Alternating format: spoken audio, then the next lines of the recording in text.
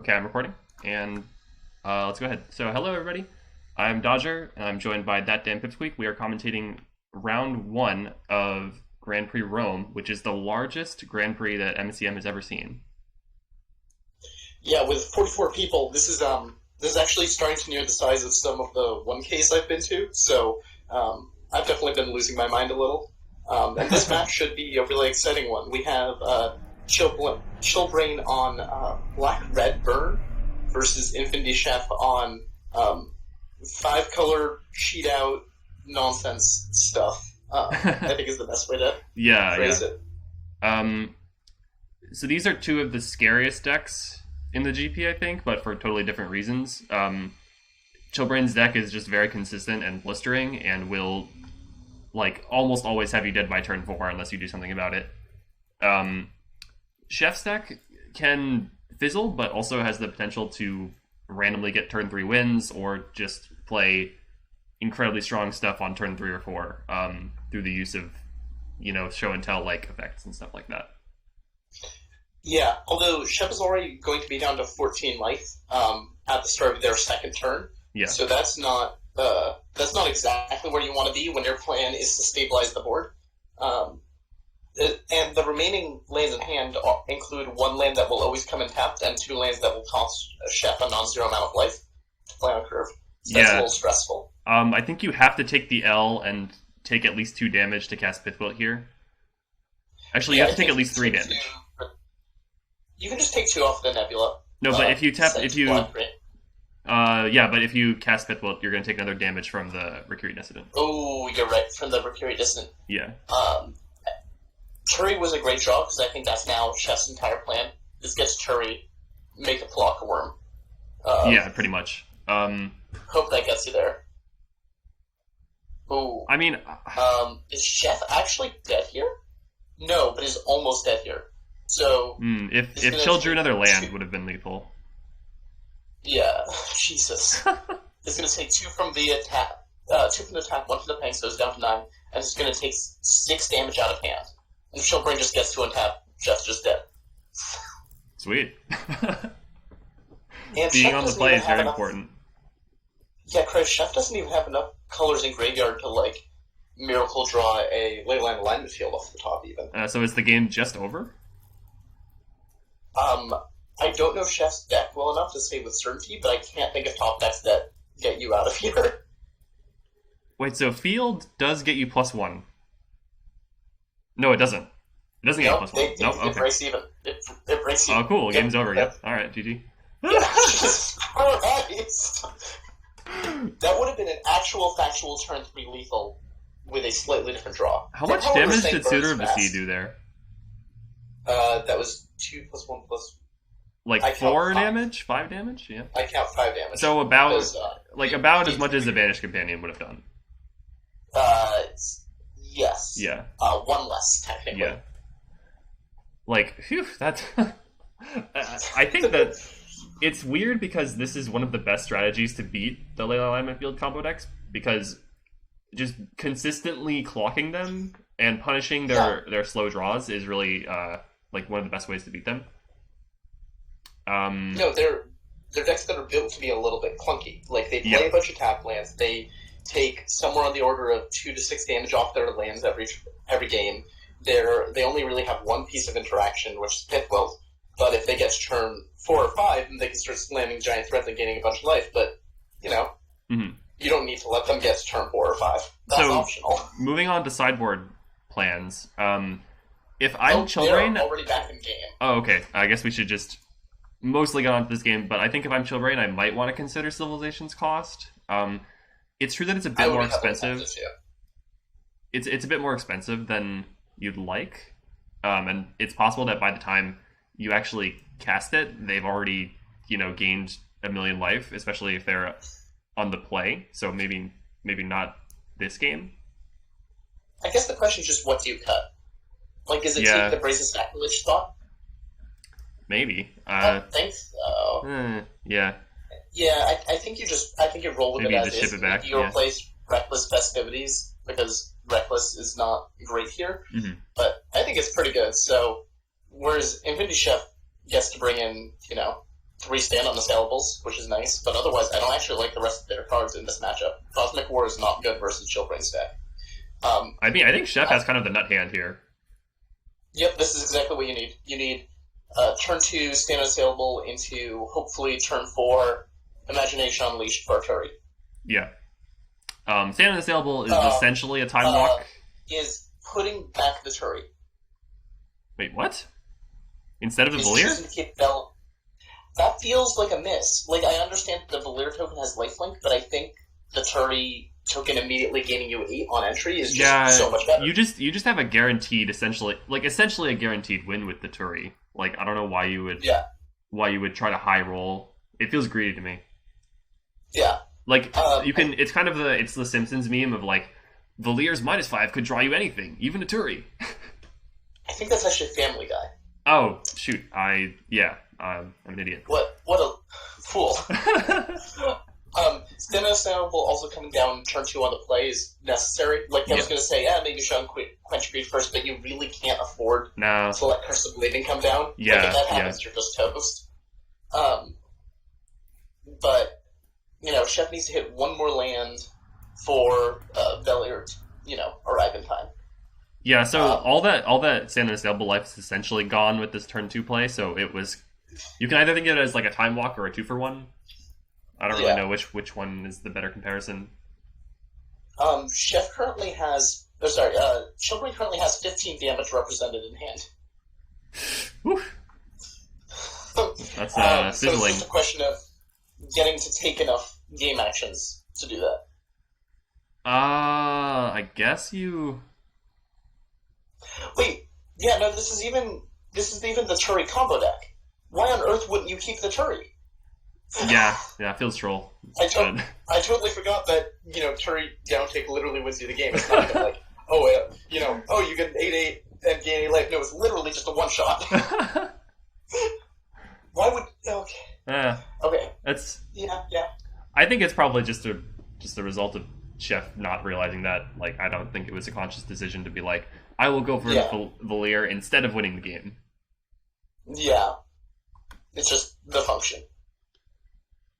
Okay, so there's the attack. Yeah, I mean, yes. it feels a little binary to talk about this right now. Mm-hmm. I guess I get the... No, actually, discarding Valier is fine because Chill doesn't have any grave hate, so like Marissa into Valier is like technically just better than just putting Valier in play. Yeah, it gives you an extra 2/2 in the process, which is nice. I guess you could maybe argue that like if you want a -5 Valier, it's better to have Marissa in hand in a pinch, but yeah. I don't know. I think this is fine. I think it's 6 of one, half dozen of the other. I definitely think casting Fifth Wheel here is just absolutely incorrect. So we see Imagination Unleashed. Now, Imagination Unleashed is a show and tell, but the other player, if they don't put out a card, can actually draw a card. And I think in Chill's thought, you're better off taking a card than playing out the Shardstone Rift. Yeah. I mean, like, Chill's deck doesn't really use 5 mana better than it does 4, for the most part. Although I guess that Reckless Festivities might change my mind. Yeah. Oh, Chill just concedes. Yeah, I think that's a little premature, honestly. Yeah, I think you should wait to see if your opponent actually -3s Valier. Yeah, Curse of Bleeding also can get you out of that, unless Chill boarded them out, which I don't know. Yeah. Like, that feels like kind of the point of being black-red. Like, you shouldn't board out your curses. Yeah. I mean, unless your opponent, like, it's the burn mirror. Your opponent literally has no life gain. Like, maybe in that case you don't get curses. But in every other circumstance, pretty sure you do. ChillBrain just ready to go right back in. And I mean, this is the hardest one for Chef. Like, you now need to win a game with ChillBrain being on the play. And yes, stand unassailable helps, but stand unassailable isn't good enough if your opponent has the Curse of Bleeding. So I think this game will really depend on how good Chef's hand is linearly and how good ChillBrain's hand is linearly. Yeah, it kind of feels like this is a very binary matchup where it's like, there's Curse Bleeding on the play. Yeah, this game feels over. Look, if you look at that hand, it feels over. Yeah, turn 1 Banished Companion, turn 2 Curse Bleeding, turn 3 Spike. Maybe another Spike. Chef's hand can win on turn 3 if they draw a Unquenched Greed, I guess. Yeah. That's not bad. If you're Chef, I feel like Chef is not identifying the cards that win them this matchup. I feel like putting Turi away is okay, because Resigned to Madness is essentially, like, the card that's going to win you the matchup here. Or, like, going to win you this game. Like, the Turi in hand doesn't matter that much, unless I guess you draw a Show and Tell. But you need the Valir in hand if you want to enable your land on the field. Card. Yeah, if you want to get the turn 3 potential. So I actually think Chef chose the correct card to put back there. Yeah, no, you're right. Once you put more thought into it, and I agree with just sitting here on this Curse of Bleeding. If possible, you'll be able to bait your opponent into the wrong move. I mean, if you're Chef and you draw Stand Unassailable, it's not the wrong move to cast it, is it? I think it is. If your burn opponent is passing like this, it's really obvious they have a Curse of Bleeding. But if they have Curse of Bleeding, then your Stand Unassailable is going to be dead anyways. I guess there is a tempo hit to casting that instead of Root Warper. Yeah, that's true. Okay, so we're seeing Root Warper. I mean, do you even sack something? Like there's probably a land that's better than Shifting Glade, right? Like a basic. Yeah, I think you grab like a Dominion or something that doesn't hurt you. Oh, is there another Dominion in here? In that case, that's better, yeah. I'm not sure. There's not another Dominion. Oh, okay. You can grab Mirror Gate and take your opponent off of black, which is actually a reason why, if you're Chillbrain, you should actually react to the Root Warper. That's not what happened, but... that would have been so big brain, actually. Damn. Game of edges. Game of edges. No, I mean, yeah, that would have been actually factually the correct play, right? Yeah. Like that would have been a huge tempo swing in Chef's favor. And Chillbrain is getting a little flooded here. Yeah, when the burn opening hand had 3 lands, that is the perfect amount. When you draw the 4th and 5th land, those are the wrong amount. So like right here, Chillbrain can just kind of like throw the unjust sentences at Chef's face, but like beyond that, like doesn't really have anything. So Chef is going to go down to 7, but looks like they'll be able to just set up a turn 4, maybe, Resigned to Madness. Like, depends on how they draw. Yeah, there you go. All right. Turn 4, Resigned to Madness. Is there any way for Chill to win the game now?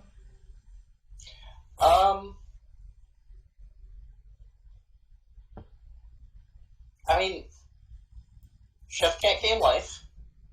Oh, that's true. So... Okay, never mind. Well, so Resigned to Madness could whiff, but... Yeah.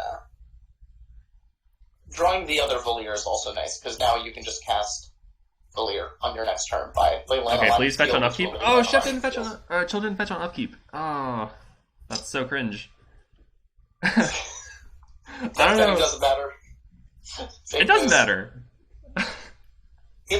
It's free to do here, so you should just do it because it's free. Yeah, but statistically, it's a small chance, but like you have to play those edges. I don't know. It just irks me. I think that's fair. All right, so we have either Valir or Resigned to Madness. So we'll see. I mean, you play Resigned to Madness here, 100%. Yeah. I mean, you could Valir then down cast Resigned to Madness. I guess, yeah. I guess. You risk drawing... I think Chef only has 1 Corvid Heretic, though. So you risk drawing your Heretic. Oh no, your fail case is putting, putting Tori into play, drawing an arbitrary number of cards. I think you're going to be okay. I mean, Chef being down to 4 life is kind of scary. But I don't think Chillbrain has any cards that get the remaining 4 damage off just a single card. Reckless Festivities into 2 burn spells? Yeah. Alright. I mean, we're very likely to just see the game end here. Yeah. Okay, there's a Turi, there's a Marissa. That's... Does Chef have more than 2 Marissas? Oh, alright. And they didn't mill the Corvid Heretic, so. Yeah. Oh, that combo is so dumb. I mean, I don't disagree, but I also think we did just see a burn deck turn 3 Goldfish someone. So yeah, it's like there's multiple dumb things happening. Like how much dumber is it than just the way aggro decks can kill? Well, okay, like my grievance with this deck is like, not only is there a land that's producing 5 mana on turn 3, right? Yeah, absolutely. There's also a card that's essentially a 1-card combo. There are multiple copies of, like, combinations of cards that are 2-card combos. For instance, if you like show and tell into Turi, that like wins you the game, right? If you have Marissa in the yard. Yeah. Or no, it just wins you the game because you get the first Marissa. Yeah, you don't need Marissa in the yard. Yeah. I agree that the land producing 5 mana and the immediate 1-card combo, those both seem highly dubious, and their creator should probably be fired. Yeah, I mean, I think the creator of Turi might want to take a look at that one too. Yeah. But. Oh, yeah, I thought when you were saying 1-card combo, you were talking about Turi. I was talking about Resigned to Madness. Oh, yeah, that's also a stupid 1-card combo. Yeah. Like, I mean, like, there's stupid things happening. At the very least, Turi as a 1-card combo costs 8 mana by itself, but yeah, Resigned to Madness is a 5 mana 1-card combo that you can cast on turn 3 with your 5 mana land. Yeah. It's like, I don't know, it just, I would be shocked if we saw this deck being able to appear in the same way that it currently is in the next GP. But I'm definitely excited to see how it performs, because, as we were looking through the deck list for this tournament, I think we actually have a fairly solid number of decks that seem like they have a lot of game versus it, and that's really exciting, honestly. Like, I think Grave Hate is obviously the best way to go, but you can also do like non-basic land hate, hand attack, counter magic, stuff like that. Like there's ways to fight against it. You just have to have it in time, basically. Yeah, absolutely. And you have to have a clock, because a lot of those like plans, it can eventually draw out of them. Yeah, and they can also just be like, "Here's my Valier. Can you beat that?" Yeah. So yeah. All right. Well, thanks for joining me, Pip. Pretty blistering match. Kind of an unfortunate ending for ChillBrain, but like at the end of the day, it's a high power format. The first round. Yeah. Yeah, you still are alive for top 8. Mm-hmm. All right. Well, thanks everyone for watching, and we'll see you next time.